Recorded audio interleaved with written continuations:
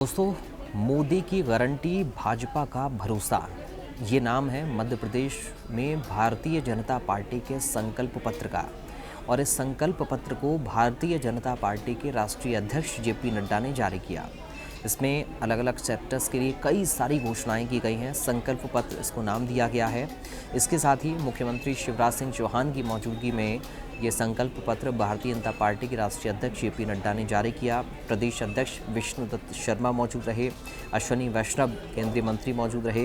इसके साथ ही अश्विनी वैष्णव चूँकि जो प्रदेश चुनाव के सह प्रभारी भी हैं, नरेंद्र सिंह तोमर मौजूद रहे, कैलाश विजयवर्गीय, ज्योतिरादित्य सिंधिया, इसके साथ ही वीरेंद्र खटीक, प्रहलाद पटेल, फग्गन सिंह कुलस्ते और प्रदेश के जो गृह मंत्री हैं नरोत्तम मिश्रा, और इसके साथ ही कविता पाटीदार भी मौजूद रहे।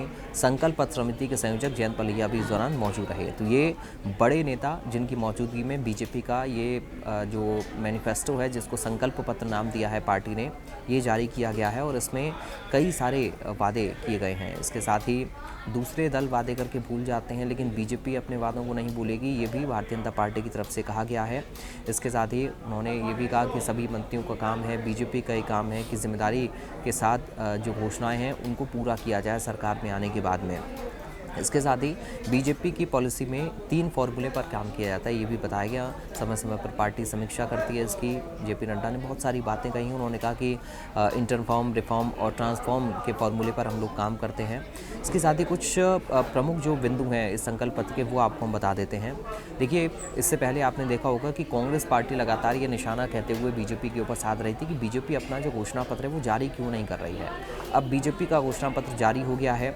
इसमें 5 वर्षों के लिए प्रधानमंत्री गरीब कल्याण अन्न योजना का क्रियान्वयन करते हुए सभी परिवारों को मुफ्त राशन के साथ साथ रियायती दर पर दाल, सरसों का तेल और चीनी उपलब्ध कराने की बात कही गई। यानी कि जो मुफ्त राशन की बात कही जा रही थी, उसको इस मैनिफेस्टो में शामिल किया गया है।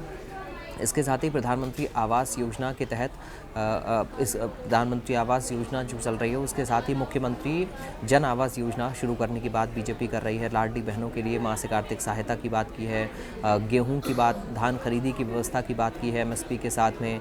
इसके साथ ही पीएम किसान सम्मान निधि का इसमें जिक्र किया है, शिक्षा की बात की है, मिड डे मील का जिक्र इसमें किया गया है। साथ ही इसमें रोज़गार का जिक्र किया गया है, हेल्थ सेक्टर का, यानी कि अलग अलग सेक्टर्स को चुनने की कोशिश बीजेपी ने अपने संकल्प पत्र में की है। इस पर आपकी राय क्या है, कमेंट में बताएं। इस वीडियो को लाइक करें और शेयर भी करें।